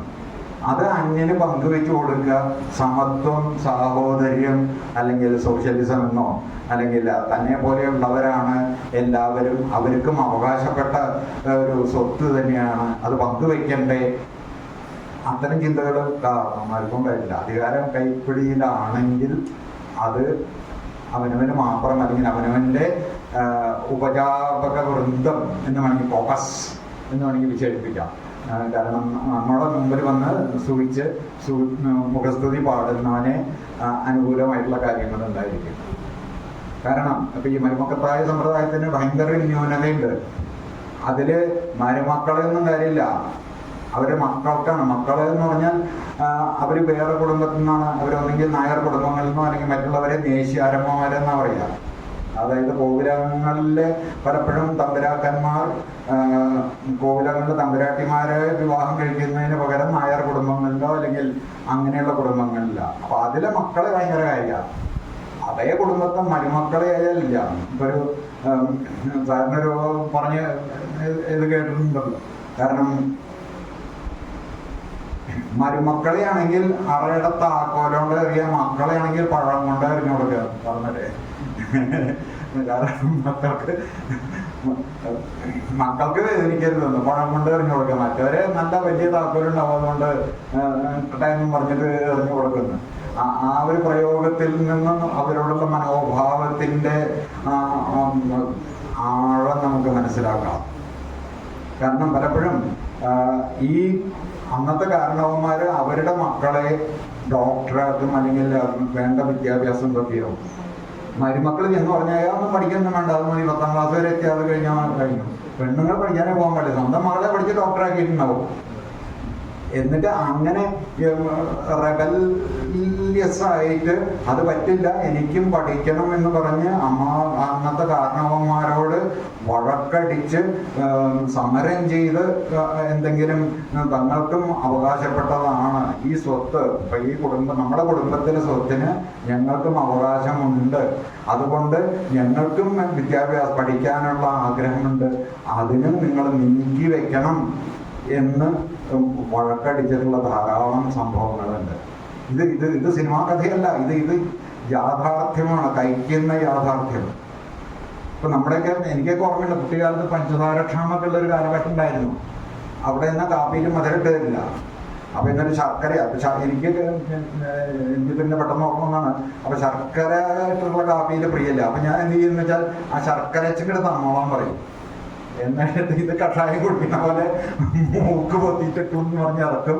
എന്നിട്ട് ഈ ശർക്കരച്ചന്റെ മധുരം നുണഞ്ഞുകൊണ്ട് അങ്ങനെ കാലം ഉണ്ടായിരുന്നു. കാരണം ഈ ആ കുടുംബത്തെ കാരണവരായിട്ടുള്ള വലിയമ്മാവൻ എന്നാണ് പറയാ, അദ്ദേഹത്തിന്റെ അടുത്തേക്ക് എന്ത് കെഞ്ചണം, എന്തെങ്കിലും വേണമെങ്കിൽ കിട്ടണമെങ്കിൽ. കാരണം അവിടുത്തെ സ്ത്രീകളെ പലപ്പോഴും ഈ പൗരങ്ങളാകുമ്പോൾ നമ്പൂതിരിമാര് സംബന്ധം ചെയ്തിട്ടുള്ളതാണ്. അവരുടെ ഉത്തരവാദിത്വം എന്ന് പറഞ്ഞാൽ സന്തതി ഉൽപാദനം എന്നും, പിന്നെ വർഷത്തിൽ ഇതുപോലെ പലപ്പോഴും വന്ന് രാത്രി സംബന്ധം കഴിഞ്ഞ് വ്യത്യാസം പോവുക എന്നുള്ളതാണ്. ഇവരെങ്ങനെ ജീവിക്കുന്നു, ഇവർക്ക് ഉണ്ണാനുണ്ടോ ഉടുക്കാനുണ്ടോ, അതിന് കൊല്ലത്തിലൊരിക്കൽ എന്തെങ്കിലും കൊടുത്തെങ്കിലായി. ദുരിതപൂർണമായിട്ടുള്ള ജീവിതമായിരുന്നു അവരുടെയൊക്കെ. പിന്നെ അമ്മയൊക്കെ വളരെ ത്യാഗങ്ങൾ അനുഭവിച്ചിട്ടുള്ളവരാണ്. അവരെ ചുറ്റുള്ളവർ തമ്പുരാട്ടി എന്നൊക്കെ പറഞ്ഞ് തൊഴും, അതൊക്കെ ചെയ്യും മറ്റുള്ളവര്, അല്ലെങ്കിൽ ഗുരുവായൂർ അമ്പലത്തിലൊക്കെ ചെല്ലുമ്പോഴും ഒക്കെ വലിയ കാര്യമാണ്. പക്ഷേ അവരുടെ ജീവിതങ്ങൾ, അവരുടെ തേങ്ങലുകൾ, അവർ കടന്നു പോകുന്ന ദുരനുഭവങ്ങളുടെ വ്യാപ്തി എത്ര കഠിനമാണെന്നറിയോ? ഇത്തരം ജീവിതങ്ങളൊന്നും അധികമൊന്നും എവിടെയും എഴുതി വെച്ച് കാണില്ല. കാരണം ഇത് കൈപ്പേറിയ യാഥാർത്ഥ്യങ്ങളാ. ഇതിപ്പോ ഞാൻ പറഞ്ഞാൽ തന്നെ കേട്ട് കഴിഞ്ഞാൽ നമ്മുടെ കുടുംബത്തിലുള്ളവർക്ക് വേറെ ആർക്കെങ്കിലും അത്ര ശ്രമിക്കില്ല. അവിടെ പോയിട്ട് ഇവിടെ കുടുംബത്തിൽ നടന്നിട്ടുള്ളതിനെ കുറിച്ചൊക്കെ എങ്ങനെയാണെന്ന് അവിടെ നിന്ന് വേണ്ടാത്ത വിവരം പറയുകയാണെന്നുള്ളത് ഒരു എന്താ പറയാ, പരിഹാസം നേരിടുമെന്ന് അറിയില്ല, സാരല്ല. പക്ഷെ എന്തായാലും യാഥാർത്ഥ്യം പറഞ്ഞു വരുന്നവന് പറയുന്നത് തന്നെയാണ്. ഇത് അങ്ങനത്തെ ഒരു സാമൂഹ്യ വ്യവസ്ഥിതി എന്ന നിലവിലുണ്ടായിരുന്നു. അപ്പോ അതിൽ നിന്ന് മാറി ഭൂനിയമം വന്നു, അല്ലെങ്കിൽ എന്നിട്ട് പരസ്പരം ഈ താവഴികൾ തമ്മിൽ ഉള്ള വ്യവഹാരങ്ങൾ, അന്ന് പല ആൾക്കാർക്കും ഇതൊരു ഹോബിയാ, കേസ് കൊടുക്കുക തമ്മിൽ. കാരണം അതിനെ പറ്റി ആരെങ്കിലും എന്നിട്ട് വക്കീലന്മാരുടെ അടുത്ത് ചെന്ന് കഴിഞ്ഞാൽ അവര് പിരിവെച്ചു കൊടുക്കാനും ഉണ്ടായിരിക്കും. എന്നിട്ട് പരസ്പരം അങ്ങോട്ടും ഇങ്ങോട്ടും വ്യവഹാരങ്ങള്, വഴക്കുകള് ഇതിൽ പെട്ട് ഈ കുടുംബം ആകെ ഛിന്ന ഭിന്നമായി. അതിന് മറ്റുള്ളവരെയൊന്നും പറഞ്ഞിട്ട് കാര്യമില്ല. ഇപ്പം ഭൂമി, അവനവന്റെ ഭൂമി കുടിയാന്മാരുടെ കയ്യിൽ പെട്ടുവെങ്കിൽ അത് ദീർഘവീക്ഷണം വേണം. അന്നത്തെ കാലത്ത് പലരും എന്താ, അതൊക്കെ ഇളംകുളത്തിന്റെ വിഡ്ഢിത്തം, ഇങ്ങനെന്ന് പറഞ്ഞാൽ EMS അല്ലെങ്കിൽ ഇങ്ങനെ ഭൂനിയമം കൊണ്ടിരുന്നോ, അതൊന്നും വരില്ല, അതൊക്കെ ഇളംകുളത്തിന്റെ വിഡ്ഢിത്തമാണ്, അതൊന്നും സംഭവിക്കില്ല എന്നും പറഞ്ഞ് വളരെ കംഫർട്ടബിളായിട്ട് ഇരുന്ന് ഒരു സുപ്രഭാതത്തിൽ അന്ന് വരെ നമ്മൾ അധ്വാനിക്കാനോ സമയമോ അല്ലെങ്കിൽ അതിനു വേണ്ടി ഒന്നും ചെലവഴിക്കാതെ കിടന്നിരുന്ന നമ്മുടെ എന്നും അവകാശപ്പെടുന്ന സ്വത്തുകളൊക്കെ അന്യാധീനപ്പെട്ടു പോയപ്പോ അയ്യോ നമ്മളെ വഞ്ചിച്ചു, നമ്മുടെ ഭൂമിയാണ് എടുത്തത് എന്ന് പറഞ്ഞ് വിലപിക്കുക. ഇത് ഞാൻ ഒരു വ്യക്തികളെ കുറിച്ചല്ല പറയുന്ന, ആ കാലഘട്ടത്തിൽ സംഭവിച്ചിട്ടുള്ള മാറ്റങ്ങൾ എങ്ങനെയാണ്, അതിന്റെ പ്രത്യാഘാതങ്ങൾ എന്തായിരുന്നു, അതിനെ ഏതെല്ലാം രീതിയിൽ അന്ന് ജീവിച്ചിരുന്ന വ്യക്തികളെ അത് ബാധിച്ചിട്ടുണ്ട്, ഇതിന്റെയൊക്കെ ഉദാഹരണങ്ങളാണ് ഇത്. ഇതൊരു കുടുംബത്തിൽ മാത്രമല്ല, നിരവധി സ്ഥലങ്ങളിൽ ഇതുപോലെയാണ് സംഭവിച്ചിട്ടുള്ളത്.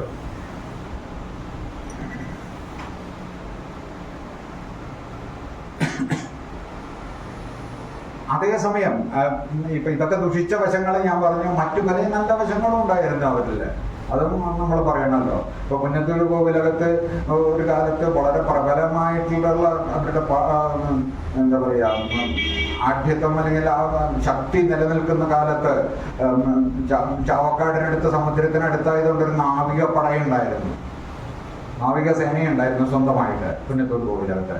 അതിന്റെ നാവിക തലവനായിട്ടൊരു ഹൈദ്രോസ് മൂപ്പനെയാണ് നിയോഗിച്ചത്. അപ്പൊ അത് മുസ്ലിം ആയതുകൊണ്ട് അവനെ പാടില്ല എന്ന് മതബോധമോ അല്ലെങ്കിൽ അതും ഉണ്ടായിരുന്നില്ല. അതേസമയം ജാതിബോധം വേണമെങ്കിൽ ഉണ്ടാവും. അന്ന് മതബോധം ഇല്ലെങ്കിലും ജാതിബോധം രൂഢമൂലമായിട്ട് കിടപ്പുണ്ടായിരിക്കാം. ജാതിയും മതവും തമ്മിലുള്ള വ്യത്യാസമാണ്. കാരണം ഇപ്പൊ ഈ കോട്ടപ്പടിയില് മറ്റേ ചക്കില് എണ്ണയാട്ടുന്നവരുണ്ട്. അപ്പൊ ചക്കാല എന്നൊക്കെയാണെന്ന് തോന്നുന്നു ശരിപ്പിക്കുക. പഴയ കാള കൊണ്ട് ഇങ്ങനെ വട്ടത്തിലുള്ള ചക്കില് എണ്ണയാട്ടിയിട്ടാണ് കൊണ്ടുവരുന്നത്. ഗോകുലങ്ങളിലേക്ക് കൊടുക്കാനായിട്ടുള്ള ചില കുടുംബങ്ങളുണ്ട്. അപ്പൊ അവര് തൊട്ട എണ്ണ അത് അശുദ്ധ. അപ്പൊ അത് ശുദ്ധ. അതുപോലെ അങ്ങനെയായിട്ട് കുറെ കോട്ടപ്പടിയില് കുറെ നസ്രാണികൾക്ക് സ്ഥലം കൊടുത്ത് അവരെ പാർട്ടി, ക്രിസ്ത്യാനികൾക്ക്. എന്നിട്ട് ഈ ചക്കലാട്ടിയിട്ടുള്ള എണ്ണ കൊണ്ടുവന്നു കഴിഞ്ഞാൽ അതൊന്ന് തൊട്ടിട്ട് ശുദ്ധാക്കാനായിട്ട് ഇവരെ നിയോഗിക്കുകയാണ്. അവര് തൊട്ട് കഴിഞ്ഞാൽ ശുദ്ധാക്കണം. അപ്പൊ അങ്ങനെയുള്ള കുറെ ക്രിസ്ത്യൻ കുടുംബങ്ങളെ അവിടെ കൊണ്ടുവന്ന് പറഞ്ഞു. ഒരുപക്ഷെ ഈ പർപ്പസ് മാത്രമായിരിക്കില്ല, അന്നത്തെ കച്ചവടത്തിൽ വ്യാപൃതരായിട്ടുള്ള ഒരു സമൂഹമായിരിക്കാം അന്നത്തെ ക്രിസ്ത്യാനികള്. അപ്പൊ നമുക്ക് വേണ്ട സാധനങ്ങള് നമുക്ക് ഇപ്പൊ ഇന്നത്തെ കാലം പോലെ ദൂരദേശത്തേക്ക് സഞ്ചരിക്കാനൊന്നും പറ്റില്ല. അപ്പൊ നമുക്ക് അരികിൽ അവിടെ സാധനങ്ങൾ ലഭ്യമാവണമെങ്കിൽ ഇത്തരം കച്ചവടക്കാരെ കൊണ്ടുവന്ന് നമ്മൾ കൊടുക്കണം എന്ന് പറഞ്ഞു. അപ്പൊ ഇതുപോലെ തന്നെയാണ് ഇപ്പൊ കുന്നംകുളത്ത് എടുത്താല്, ഇപ്പൊ ചിറക്കൽ കോവിലകമായാലും അല്ലെങ്കിൽ മണക്കുളം കോവിലകമായാലും ഇത്തരം ആളുകളെ അന്യദേശത്തു നിന്ന് കൊണ്ടുവന്ന് സ്ഥലം കൊടുത്ത് അവിടെ കുടിയിരിപ്പാക്കിയിട്ട് പാർപ്പിച്ചിട്ടുള്ള പല അനുഭവങ്ങളുമുണ്ട്.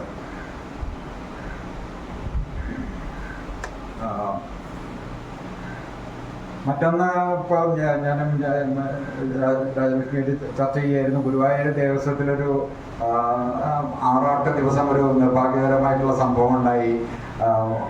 ആറാട്ടിനെ എഴുന്നള്ളിച്ച് വരുന്ന സന്ദർഭങ്ങളിൽ 6 വിളക്കോ മറ്റാണ് പുന്നത്തൂര് ഇത് അപ്പോൾ ഒരു പ്രത്യേക സ്ഥലത്ത്, ചാട്ടുകുളം എന്ന് പറയുന്ന സ്ഥലത്ത് നിന്നാണ് അത് എഴുന്നള്ളിച്ച് വരിക. ഒരു പ്രത്യേക സ്ഥലത്തെത്തിയാൽ ആ വാദ്യഘോഷങ്ങളും അകമ്പടിയോടുകൂടി വരുന്നു, അവിടെ നിർത്തും. എന്നിട്ട് ഗുരുവായൂരൊരു കണ്ടിയൂർ പട്ടത്ത് എന്ന് പറഞ്ഞൊരു നമ്പീശ കുടുംബമുണ്ട്. അവർക്ക് എന്താ പ്രശ്നം ഉണ്ടായി എന്ന് പറഞ്ഞാൽ, അവര് ഗുരുവായൂർ ക്ഷേത്രത്തിന്റെ കാര്യങ്ങളൊക്കെ നടത്തുന്ന ആൾക്കാരാണ്. അപ്പൊ പുന്നത്തൂർ കോവിലകത്തില് ഇങ്ങനെ ശരിക്ക് ഗുരുവായൂർ ക്ഷേത്രത്തിൽ അധികാരം ഉണ്ടായിരുന്നു, കോയിമ്മമാരെ നിയമിക്കുന്നവരാണ്. അതുപോലെ ഇപ്പൊ മല്ലിശ്ശേരി ക്ഷേത്രം ഊരാളനെ ഒരു പ്രത്യേക ഘട്ടത്തിൽ അദ്ദേഹത്തിന് ഒരു സാമ്പത്തികമായിട്ടുള്ള പ്രതിസന്ധി വന്നു. അപ്പൊ അന്ന് വന്നിട്ട് അദ്ദേഹത്തിനെ രക്ഷിക്കാനായിട്ട് പുന്നത്തൂർ കോവിലകത്ത് തമ്പുരാന്റെ അടുത്ത് വന്ന് തമ്പുരാൻ അതിൽ ആ ഒരു എന്താണ് അപമാനത്തിൽ നിന്ന് ഒഴിവാക്കാൻ, അല്ലെങ്കിൽ എന്തോ ഒരു സാമ്പത്തിക ക്രമക്കേടിന്റെ തലത്തിൽപ്പെടുന്ന ഒരു സംഭവമായിരുന്നു. അതിനാവശ്യമായിട്ടുള്ള തുക പുന്നത്തൂർ കോവിലകത്ത് തമ്പുരാൻ കെട്ടിവെച്ച് ഈ മല്ലിശ്ശേരിയെ രക്ഷിച്ചു എന്നൊക്കെയാണ് പറയുന്നത്. അപ്പൊ ആ കാലഘട്ടത്തിൽ ഗുരുവായൂർ ദേവസ്വത്തിന്റെ എന്ന് അവകാശപ്പെട്ട ഒരു സ്ഥലം പുന്നത്തൂർ കോവിലകത്ത് കയ്യേറി എന്നൊരു പ്രശ്നം വന്നു. പരസ്പരം കേസായി. ആ കേസിൽ എന്നിട്ട് വിധി കൽപ്പിച്ചു, പുന്നത്തൂർ അല്ല അവകാശപ്പെട്ടത്, അത് ഒഴിവാക്കണം, അവിടുന്ന് ഒഴിപ്പിക്കണം. അപ്പൊ ഇതിന്റെ ഉത്തരവാദിത്വം ഈ കണ്ടിയൂർ പട്ടത്ത് നമ്പീശനായിരുന്നു. അപ്പൊ കോടതി ഉത്തരവ് നടപ്പിലാക്കാനായിട്ട് വന്നിട്ടുള്ള ഈ നമ്പീശനെ പുന്നത്തൂർ കോവിലകത്തെ തമ്പുരാൻ വെട്ടിക്കൊന്നു. അതാ കുടുംബത്തിനും അല്ലെങ്കിൽ കാരണം ദേവസ്വത്തിന്റെ പ്രതിനിധിയായിട്ട് തന്റെ ഡ്യൂട്ടി നിർവഹിക്കുന്നതിനിടയിലാണ് അദ്ദേഹം വധിക്കപ്പെട്ടത്. അപ്പോ അതിനുശേഷം അത് പിന്നീട് തമ്പുരാനെതിരെ നടപടിയൊക്കെ ഉണ്ടാക്കുക, അതൊന്നും നടക്കുന്ന കാര്യമല്ല.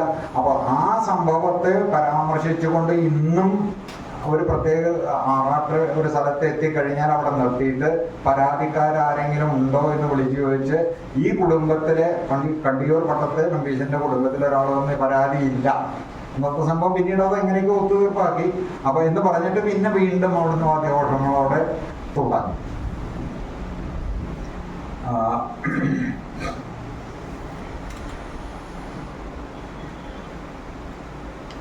വീണ്ടും മുന്നത്തോരെ കുറിച്ച് ഏതാനും കാര്യങ്ങൾ സമയം ഏതാണ്ട് ആദ്യത്തിനുള്ള അധികം ദീർഘിപ്പിക്കുന്നില്ല. ഈ പുന്നത്തൂർ കോവിലകത്തെ പോസിറ്റീവ് കാര്യങ്ങളിൽ വളരെ നിരവധി കലാകാരന്മാരെ വാർത്തെടുത്തിട്ടുള്ള ഒരു സ്ഥാപനം അല്ലെങ്കിൽ ഒരു ഇതായിരുന്നു. അവിടെ അതിമനോഹരമായിട്ടുള്ളൊരു നാടകശാല ഉണ്ടായിരുന്നു. ഇപ്പോഴത്തെ ഈ ആനക്കോട്ടയിലെ മുൻവശത്ത് ആ കെട്ടിടത്തിന്റെ മുഖം എന്ന് പറയുന്നത് ഈ നാടകശാലയായിരുന്നു. ഇത് യഥാർത്ഥത്തിൽ 1975 പുന്നത്തൂർ കോവിലകത്തെ അംഗങ്ങളെല്ലാം ഓരോ സ്ഥലത്തേക്ക് പോകുന്നു. അപ്പൊ ഞങ്ങളുടെ താവഴിയൊക്കെ വടക്കാഞ്ചേരിക്ക് പോകുന്നു. അങ്ങനെ ഓരോരുത്തരും ഓരോ വഴിക്ക് പിരിഞ്ഞു പോയി, കാരണം വരുമാനമില്ല. അപ്പൊ ഈ കോമൺ ആയിട്ട് കോട്ടയിൽ നിന്ന് ഭക്ഷണം കൊടുക്കുന്ന സമ്പ്രദായമൊക്കെ നിർത്തി. അപ്പൊ പിന്നെ അവിടെ നിൽക്കാൻ പറ്റില്ല. അപ്പൊ അവിടുന്ന് ഓരോരുത്തരുമായിട്ട് അവരവരുടെ പച്ചപ്പ് തേടി അവിടുന്ന് പോകുന്നു. എന്നിട്ട് 1975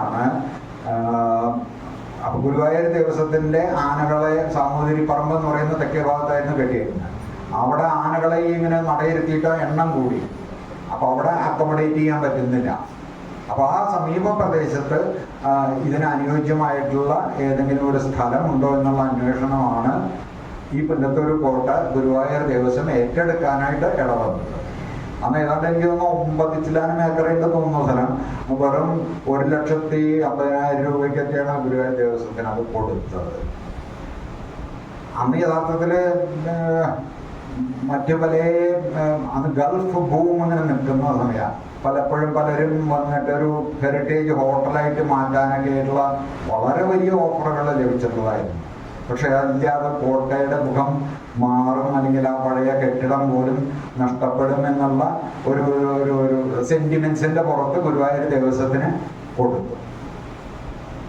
പക്ഷേ നിർഭാഗ്യം എന്ന് പറയട്ടെ, സാമ്പത്തികമായിട്ട് ഒട്ടും ബുദ്ധിമുട്ടുള്ളൊരു ഇതല്ല, ഏർപ്പാടല്ല ഗുരുവായൂരപ്പൻ. ഗുരുവായൂരപ്പൻ എന്ന് പറഞ്ഞാൽ തിരുപ്പതി കഴിഞ്ഞ് അല്ലെങ്കിൽ ശബരിമല കഴിഞ്ഞ് റിച്ചസ്റ്റ് ദൈവങ്ങളിൽ 3-ാം സ്ഥാനം എന്തായാലും അവകാശപ്പെടാവുന്ന ഒരു ദൈവമാണ്, സ്ഥാപനമാണ്. പക്ഷെ അവരുടെ അനാസ്ഥ കൊണ്ട് പിടിപ്പുകേട് കൊണ്ട് തന്നെ ഈ നാടകശാല നിലംപൊത്തി. അതിൻ്റെ വളരെ ശോചനീയാവസ്ഥയിലേക്ക് നീങ്ങുമ്പോൾ പലവട്ടം അധികാരികളുടെ ശ്രദ്ധയിൽ ഇത് കൊണ്ടുവന്നതാണ്. കാരണം ആ നാടകശാല എന്ന് പറഞ്ഞാൽ പ്രശസ്തനായിട്ടുള്ള അമ്മന്നൂർ ചാച്ചു ചാക്യാർ, അതുപോലെ അവിടെ കഥകളി യോഗ ഉണ്ടായിരുന്നു. പട്ടിക്കാംതൊടി രാവുണ്ണി മേനോൻ, അതുപോലെ മാധവൻ, മാമ്പഴ മാധവൻ, തിരുവില്ലാവിലെ വെങ്കിച്ചൻ സ്വാമി, അങ്ങനെ ചുറ്റുവട്ടത്തുള്ള അതുപോലെ നിരവധി കഥകളി കലാകാരന്മാരെ വാർത്തെടുത്തിട്ടുള്ള ഒരു കളരിയായിരുന്നു അത്. അവരൊക്കെ അവിടെ വന്നു കഴിഞ്ഞാൽ ദിവസങ്ങളോളം അവിടെ പെർഫോമൻസ് ആയിട്ട് ഈ നാടകശാലയ്ക്ക് ഉള്ളിൽ ചെയ്യും. ആ നാടകശാലയുടെ പ്രത്യേകത എന്തായിരുന്നു എന്ന് വെച്ചാൽ, ഈ അന്നത്തെ കാലത്ത് സ്ത്രീകൾക്ക് പബ്ലിക്കായിട്ടിരിക്കാൻ പറ്റില്ല. അപ്പോൾ അവർക്ക് മുകളിൽ ഇങ്ങനൊരു ജനലായിട്ടുള്ളതുണ്ട്. അവിടുത്തെ പടിയുമ്പിൽ ഇരുന്ന് കഴിഞ്ഞാൽ ഇവിടെ കാണാം. അതുപോലെ അക്കൗസ്റ്റിക്സ്, ശബ്ദ നിയന്ത്രണം, അതിൻ്റെ ഏത് ഭാഗത്ത് ഇരുന്നിട്ടായാലും സംസാരിച്ച ശബ്ദ ക്രമീകരണം, അതൊക്കെ സ്വാഭാവികമായിട്ടുള്ള കേരളീയ വാസ്തുശില്പത്തിൻ്റെ അല്ലെങ്കിൽ വാസ്തുവിൻ്റെ വളരെ മകുടോദാഹരണമായിട്ടുള്ള മനോഹരമായിട്ടുള്ള ഒരു കെട്ടിടമായിരുന്നു അത് നിലംപൊട്ടി. ഇപ്പോൾ അതിനെ പുനർനിർമ്മിക്കാനുള്ള ടെൻഡറുകളായിട്ടുണ്ട്. അത് നടക്കട്ടെ എന്നുള്ളതാണ് ഇപ്പോഴത്തെ ചെയർമാനായിട്ടുള്ള വിജയൻ മാഷ് പറഞ്ഞിട്ടുള്ളത്. അപ്പോൾ ഈ കാര്യത്തിനായിട്ട് ഞാൻ ഒരുപാട് കാലം പഴയ കടകംപള്ളി സുരേന്ദ്രൻ നായരും അതിനു മുമ്പ് ശ്രീ ടി വി ചന്ദ്രമോഹൻ, അങ്ങനെ എന്ന് പറയേണ്ട നിരന്തരം അതിനെ, കാരണം നമ്മുടെ അത്തരം ഒരു കെട്ടിടം ഇടിഞ്ഞു പൊളിഞ്ഞു കഴിഞ്ഞാൽ, ഈവൻ കോട്ട തന്നെ ഒരു ഭാഗം ഇടിഞ്ഞു വീഴാന്നൊക്കെയാണ്. അത് ഇടിഞ്ഞു കഴിഞ്ഞാൽ അതുപോലെ റീക്രിയേറ്റ് ചെയ്യുക എന്നുള്ളത് വളരെ ക്ഷിപ്രസാധ്യമാണ്, വളരെ പ്രയാസകരമായിട്ടുള്ളൊരു കാര്യമാണ്. അതുപോലെ തന്നെ കോട്ടയുടെ തൊട്ടൊരു ശിവന്റെ ഒരു വിഷ്ണുവിന്റെ അമ്പലമുണ്ട്, ലെഫ്റ്റ് സൈഡിലായിട്ട് വരും. അപ്പോൾ ഒരു തവണ ഞാനിങ്ങനെ വന്ന് ഉള്ളിൽ നടക്കുമ്പോൾ അവിടെ ഒരു കൂത്തമ്പലം ഉണ്ടായിരുന്നു. വളരെ കൊച്ചു കൂത്തമ്പലം, മനോഹരമായിട്ടുള്ള കുത്തുപണികളും ഇതൊക്കെ ചെയ്തിട്ടുള്ള, അത് ഇപ്പോൾ വടക്കനാഥൻ്റെ ഒക്കെ പോലെയുള്ള ഒരു വലിയ കൂത്തമ്പലമൊന്നുമല്ല. പക്ഷെ നോക്കുമ്പോൾ അവിടെ ചെന്നപ്പോൾ സാധനം കാണാനില്ല. അപ്പോൾ നമ്മളിങ്ങനെ നടക്കുമ്പോൾ ഈ ആനക്കാരൊക്കെ ആനവാലി വേണമെന്നൊക്കെ ചോദിച്ചു, ആനയുടെ പട്ടയുടെ അല്ലെങ്കിൽ ആരാണ് ഈ കാണിക്കുന്നത്, നമ്മൾ ആനവാൽ എന്താണെന്നും പട്ടയുടെ സാധനം തിരിച്ചറിയുന്ന ആൾക്കാരാണ്. അപ്പോൾ അവർ നമ്മളെ പുറകെ ഇങ്ങനെ കൂടുന്ന ഞാൻ ചോദിക്കും, ഇപ്പോൾ ഒരു കൂത്തമ്പലം ഉണ്ടായിരുന്നല്ലോ, അതിനെ ചോദിച്ചു അതിനും. അപ്പൊ ഇതൊന്നും ഇനി പുനർനിർമ്മിക്കാൻ പറ്റില്ല. നമുക്ക് നഷ്ടപ്പെടുന്ന ഇത്തരം ഈ നമ്മുടെ കേരളീയ ഭവന നിർമ്മാണത്തിൻ്റെ എന്താ പറയുക, മകുട ഉദാഹരണങ്ങളായിട്ടുള്ള ലക്ഷണങ്ങളായിട്ടുള്ള ഓരോന്നും നഷ്ടപ്പെട്ടുകൊണ്ടിരിക്കുകയാണ്. ഇതിനെക്കുറിച്ച് ജപ്പാനിലൊക്കെ ഒരു സ്ഥലത്തുണ്ട്, ഈ കേരളത്തിലടക്കം 4 കെട്ടടക്കം അവർ ഇവിടുന്ന് കൊണ്ടുപോയിട്ട് അവിടെ റീക്രിയേറ്റ് ചെയ്തിരിക്കുക. ലോകത്തിലുള്ള വിവിധ സ്ഥലങ്ങളിലെ കൺസ്ട്രക്ഷൻ്റെ പലതരത്തിലുള്ള ഗൃഹനിർമ്മാണത്തിൻ്റെയൊക്കെ മാതൃകകൾ ഒരു സ്ഥലത്ത് പല ഏരിയയിലും ഒരു മ്യൂസിയം പോലെ ആയിട്ട് അവിടെ സ്ഥാപിച്ചിട്ടുണ്ട്. അവിടെ നമ്മുടെ 4 കെട്ടുണ്ട്. അപ്പൊ എന്തായാലും ഇപ്പോഴത്തെ അവസ്ഥ വെച്ച് ഗുരുവായൂർ ദേവസ്വം അതിന് ഫണ്ട് സാങ്ഷൻ ചെയ്തിട്ടുണ്ടെന്നാണ് അറിയാൻ കഴിഞ്ഞത്. അതിന്റെ പണികൾ തുടങ്ങിയിട്ടുണ്ട്. കാരണം ഈ ക്ഷേത്രത്തിനകത്ത് ഈ ഒരു കൊച്ചു ക്ഷേത്രമാണെങ്കിലും അതിനും ഭയങ്കരമായിട്ടുള്ള വാസ്തുശില്പങ്ങളോട് കൂടിയിട്ടുള്ള മരത്തെ തൂണുകളും അതൊക്കെയാണ്. ഇപ്പൊ ചെന്നപ്പോൾ അതിനെ ഒരു ബാലാലയത്തിലേക്ക് മാറ്റി പണി തുടങ്ങിയിട്ടുണ്ട് എന്നാണ് എനിക്ക് അറിയാൻ കഴിഞ്ഞത്. അപ്പൊ ഇതൊക്കെയാണ് പുന്നത്തൂര് ചരിത്രത്തിനെ കുറിച്ച് സൂചിപ്പിക്കുന്നത്. വീണ്ടും തൃശ്ശൂരിലേക്ക് വന്നാൽ, നമ്മുടെ തൃശ്ശൂരുകാരാണ് സാധാരണ ഞാൻ ബാച്ചലറൊക്കെ ആയിട്ട് താമസിക്കുമ്പോൾ ഒന്ന് തൃശ്ശൂരുകാരനും ഞാനും പിന്നെ കൊല്ലത്തുള്ള ഒരാൾ പിന്നെ വടകരക്കാരനാണ്. ഞങ്ങൾ 3 പേരെ ബാച്ചലേഴ്സായിരുന്നു. അപ്പോൾ എന്ത് കാര്യങ്ങൾ വന്നാലും തൃശ്ശൂരാണ് കേരളമാണെങ്കിൽ അവർ പറയും കോഴിക്കോടാണ്, അവർ കൊല്ലാണെന്നുള്ളത് വാദപ്രതിവാദങ്ങൾ. അവർ ഒരേ കാര്യത്തിന് ഞാൻ 3 തരത്തിലാവും പറയുന്നുണ്ടാവും പേരുകൾ. അപ്പം അങ്ങനെയുള്ള ഈ തൃശ്ശൂര് ഒരു സാംസ്കാരിക കേന്ദ്രമാണ്, സാംസ്കാരിക തലസ്ഥാനമാണ് എന്നുള്ളതിന് ഇത് വളരെ അഭിമാനത്തോടെ പറയാറുള്ളതാണ്. അതിൻ്റെ ആ കേളി അല്ലെങ്കിൽ ആ കീർത്തി നിലനിർത്തപ്പെടണം. കുറച്ചൊക്കെ നഷ്ടപ്പെട്ടിട്ടുണ്ടെങ്കിലും ഇനിയും നിലനിൽക്കുന്നുണ്ട്. ഇപ്പോൾ United Nations global learning city ആയിട്ട് പ്രഖ്യാപിച്ചിട്ടുണ്ട്. ഇത് നമുക്ക് വളരെ അഭിമാനാർഹമായിട്ടുള്ള കാര്യമാണ്. ഇവിടെ കാരണം വിദ്യാഭ്യാസ സ്ഥാപനങ്ങൾ മറ്റു പലതും ഉണ്ടായിരിക്കാം മോഡേൺ ഉള്ളത്. പക്ഷേ അതിലെ വൈവിധ്യം അല്ലെങ്കിൽ അതിലെ ആ സാധാരണ എല്ലായിടത്തുമുള്ള കോഴ്സുകളല്ലാത്ത രീതിയിലുള്ള മികവുറ്റ വിദ്യാഭ്യാസ സമ്പ്രദായങ്ങളോ അല്ലെങ്കിൽ സ്ഥാപനങ്ങൾ വളർത്തിയെടുക്കാൻ കഴിയുന്ന അതിന് പ്രചോദനമാവട്ടെ ഈ ലേണിംഗ് സിറ്റി എന്നുള്ള അംഗീകാരം എന്നുള്ളത് തീർച്ചയായിട്ടും നമുക്ക് പ്രത്യാശിക്കാം. ആ രീതിയിൽ അതിന് എന്താ പറയുക, അത്തരം ഒരു നേട്ടം നമുക്ക് കൈവരിക്കാൻ കഴിയുമെന്ന് നമുക്ക് പ്രത്യാശിക്കാം. പിന്നെ അവസാനമായിട്ട് ഈ പറഞ്ഞ, ഞാൻ ആദ്യം നാട്ടറിവുകളെ കുറിച്ച് പറഞ്ഞു. യഥാർത്ഥത്തിൽ ശരിയാണ്, നമ്മൾ ഒരുപാട് പുരോഗതി നേടിയിട്ടുണ്ട്. അതുകൊണ്ട് നമുക്ക് തീർച്ചയായിട്ടും അഭിമാനാർഹമായിട്ടുള്ള നേട്ടങ്ങളാണ്. ഒരു കാലത്ത് നമ്മുടെ ജീവിതം കുറെ കൂടി സുഖപ്രദമായിട്ടുണ്ട്, അല്ലെങ്കിൽ സൗകര്യങ്ങൾ കൂടി നമുക്ക് അതിനെല്ലാം ഉണ്ടെങ്കിലും പല കാര്യങ്ങൾ, ഇപ്പൊ എത്യോപ്യയിൽ അതിരൂക്ഷമായിട്ടുള്ള ക്ഷാമം വന്നിട്ട് ജനങ്ങളെമ്പാടും ചത്തൊടങ്ങി.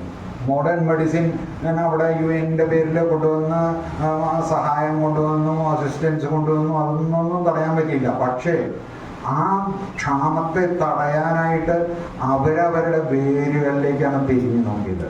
അവരുടെ നാട്ടറിവുകൾ പ്രയോജനപ്പെടുത്തിക്കൊണ്ട് അവിടെ എങ്ങനെ കൃഷി ചെയ്യാം, ഈ പട്ടിണിയെ എങ്ങനെ തരണം ചെയ്യാം, ദാരിദ്ര്യത്തെ എങ്ങനെ നിർമ്മാർജ്ജനം ചെയ്യാം എന്നുള്ള വഴികളിലേക്ക് അന്വേഷണം നടത്തി അതിൽ ഭാഗികമായിട്ടാണെങ്കിലും അവർ വിജയിച്ചു.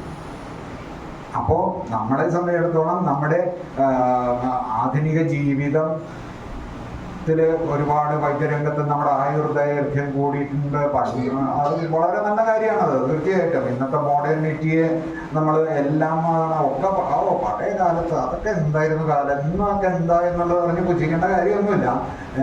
തീർച്ചയായിട്ടും ആധുനിക യുഗത്തിൽ അതിൻ്റെതായിട്ടുള്ള പോസിറ്റീവായിട്ടുള്ള കാര്യങ്ങളുണ്ട്, അതിനെ നമുക്ക് സ്വാംശീകരിക്കാം. അതേസമയം ഈ പറഞ്ഞ പോലെയുള്ള പഴയ വൃത്താന്തങ്ങളിൽ നിന്നും അല്ലെങ്കിൽ പഴയ കഥകളിൽ നിന്നും പഴയ ഐതിഹ്യങ്ങളിൽ നിന്നും നമുക്ക് സ്വീകാര്യം എന്ന് തോന്നുന്ന ഇന്ന് പ്രസക്തമായിട്ടുള്ള കാര്യങ്ങളെ നമുക്ക് തീർച്ചയായിട്ടും സ്വീകരിക്കണം. അപ്പോൾ അത്തരം വീണ്ടെടുപ്പുകളിലേക്ക് ദിശയിലേക്കുള്ള വളരെ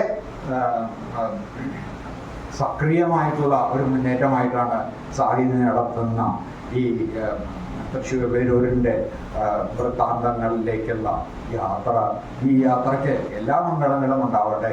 എനിക്ക് ഇവിടെ സംസാരിക്കാൻ, നിങ്ങളെ കണ്ട് സംസാരിക്കാനുള്ള ഒരവസരം തന്നതിൽ എനിക്കുള്ള കൃതജ്ഞത രേഖപ്പെടുത്തുന്നു. ഇന്നത്തെ പ്രഭാഷണം ഞാൻ ഔപചാരികമായിട്ട് ഉദ്ഘാടനം ചെയ്തതായിട്ട് അറിയിക്കുന്നു. നന്ദി, നമസ്കാരം.